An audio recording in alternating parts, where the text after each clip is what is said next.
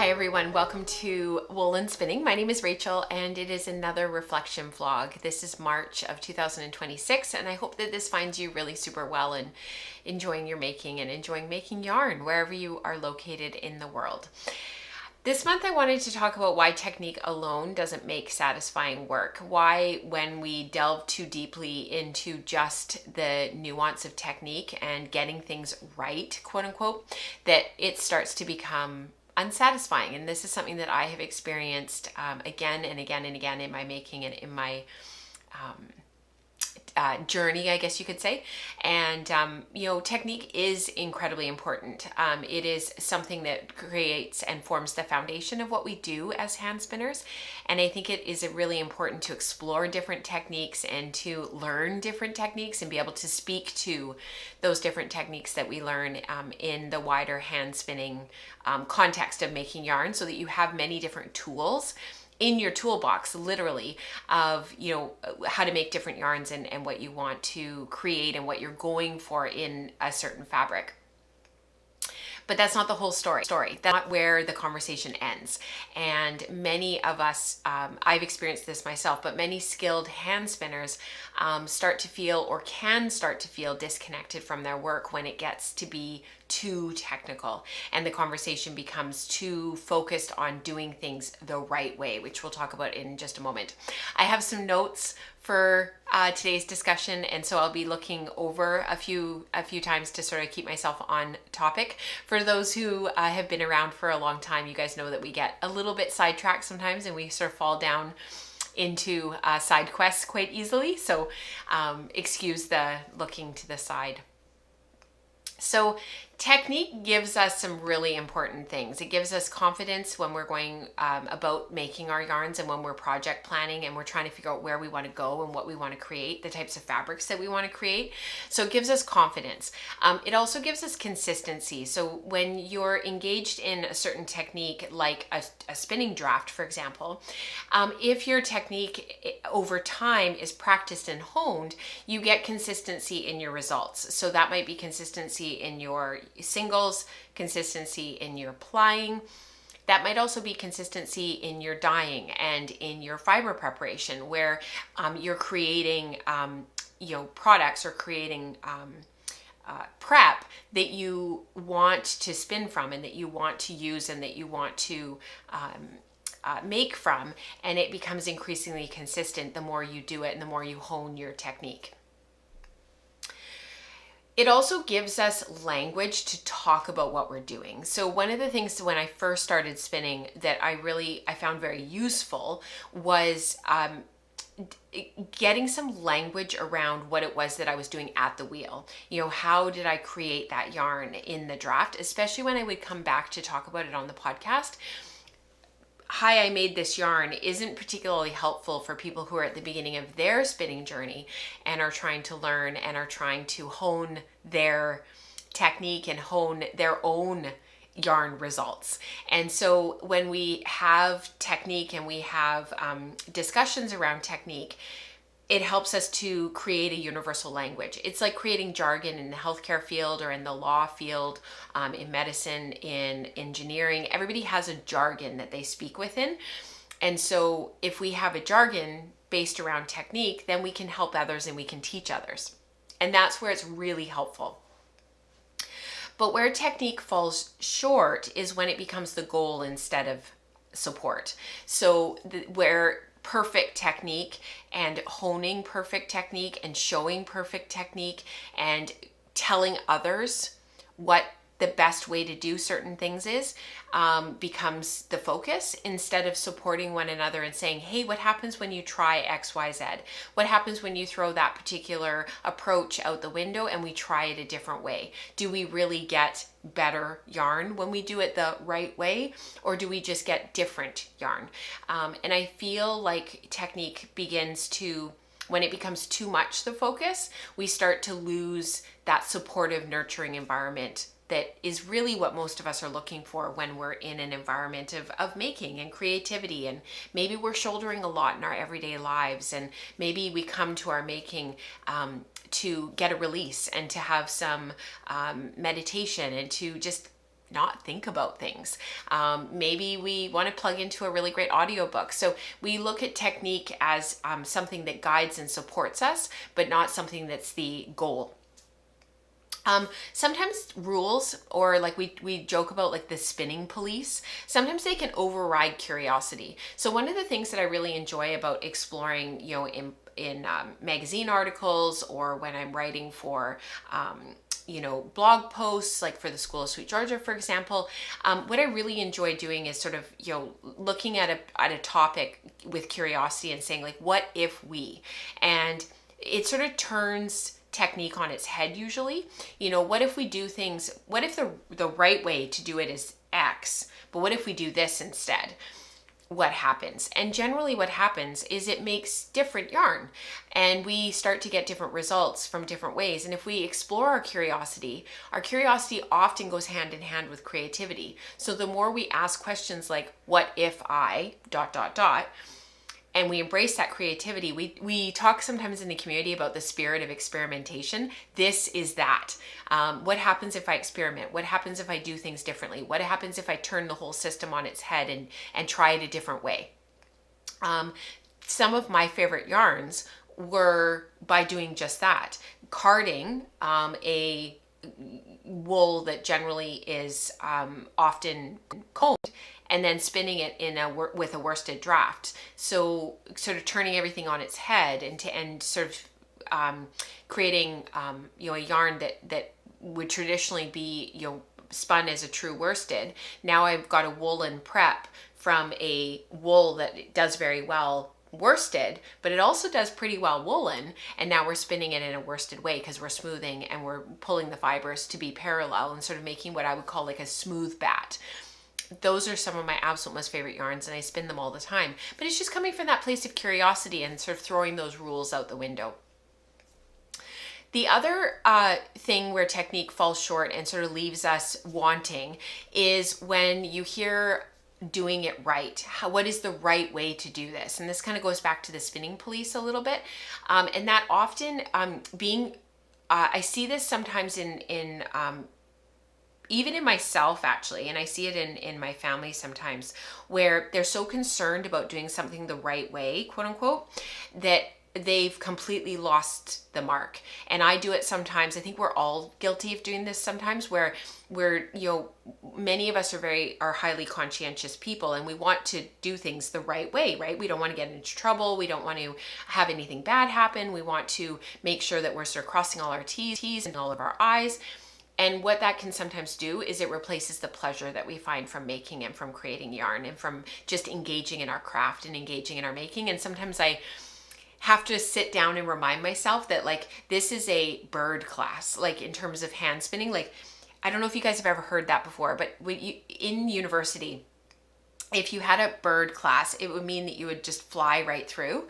And sometimes I think about that when I sit down at my wheel. It's like, is this a bird yarn, or is this a yarn that is really important that I do pay attention a little bit more and pay attention to technique and have my fiber prep be on point? And what kind of yarn is this? And that's just a funny little thing that I say in my head. I don't even think I've ever talked about it on the podcast before, but I think of some of my yarns as like bird yarns. I'm just going to fly right through, and it's because they're purely for the pleasure of spinning them. They might be something that I'm pursuing from a curiosity perspective. They might be something that I'm pursuing just from a creativity perspective, but generally those yarns are purely for pleasure. There is no right way to spin them or to do them. And that's not to say that there's never a right way. I think sometimes we like to throw the baby out with the bathwater. And that's not the case. Sometimes there is a right way to do things, and sometimes we do have to follow the rules, but we need to do that mindfully, and we need to engage in that thoughtfully.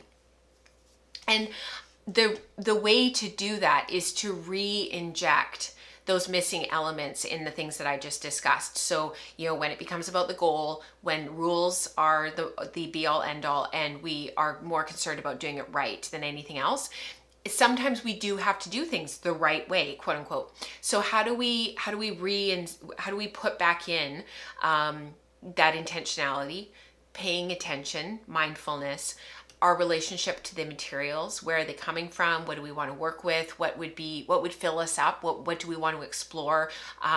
Who can we get those materials from? Where in the world are they coming from? And then of course our own personal values. Why are we making in the first place? Like, what's the point? Is it for creativity and as an outlet and to give you relaxation? For me, this has become more and more about pursuing a different path. There's this phenomenon, we're going to go on a bit of a side quest here.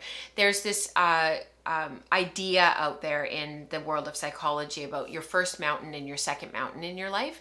And I am very much sort of scaling my second mountain right now. And I don't know where it's going to lead me. And it might lead me back to my first mountain. But the idea is that we sort of spend the first part of our lives scaling sort of a mountain that that's full of a lot of shoulds, things that we feel that we should do, things that we want to tick off a list, goals, aspirations, things that we want to accomplish in our life, basically. And then we sort of get to that point where we peak that mountain and something usually pretty major happens that forces us to reassess, forces us to have a really good look at our life. And is this the direction that I still want to go? Does this still fit the narrative? And often what ends up happening is people sort of begin scaling a second mountain, and it looks very different. It tends to be a little bit more intentional. So my personal values around my making and what I'm seeking from my making has really shifted in the last 1.5 to 2 years. And that's a whole other discussion and a whole other conversation for another time about why. But when we start to infuse that back into our making and we bring those ideas back with intention and with mindfulness, I don't love the word mindfulness. I prefer the word attention, because we're giving something our attention. We're intentionally looking and giving it attention to look at it critically and question and get curious and experiment and all of that kind of stuff. And then also on materials, what do we want to work with? Do we want to be known as a wool spinner? Do we want to pursue cotton? Do we want to look at silk? Do we want to maybe work more with blends? Like maybe there's a material, maybe there's an area of the world that you're curious about. Maybe there's something, a piece of history that you want to really delve into. And that's where we begin to find depth in our work and meaning, right? And as our work becomes more satisfying, of course, what actually emerges is things like technique married with choice. Why am I choosing to do things a certain way? I know the technique, I know the theory behind it, I know why I'm doing it, I know what I would use it for, but now I'm making a choice to actively engage in that particular technique. Skill and responsiveness. I have the skill to be able to spin this yarn really super well, and it's how you respond, how the fibers respond, how your machine responds. You know how sometimes you're spinning something and it just feels like a fight from beginning to end. It's like nothing will work. You can't get the yarn to wind on. It takes up too much twist. It doesn't get enough twist. Things are falling apart. You have to keep rethreading your orifice. Like it just feels like nothing is going correctly and nothing is responding the way that you want it to. Often for me, when that's happening and I'm in a situation like that, it's usually not with one specific project. It's kind of happening almost a bit, it's not totally clear, but then when I look back, I can see that it was happening with multiple projects and things just weren't jiving and weren't, smooth. Everything just felt like it was an uphill battle. It usually means I'm due for a big jump in knowledge. It usually means that I'm due for a big jump in skill. It usually means that something is happening on a macro level that if I take a step back and look at what's happening, I'm like, yeah, I need to learn something here. There's a skill I need to hone. There's a technique I need to learn. Something is happening, and then I'll make a big jump again. I've talked about that on the podcast in the past. Knowledge and permission, giving ourselves permission to use our knowledge to actually engage in what we want to engage in. Maybe you just, you're a really skilled comber. Let's say you're really skilled at it.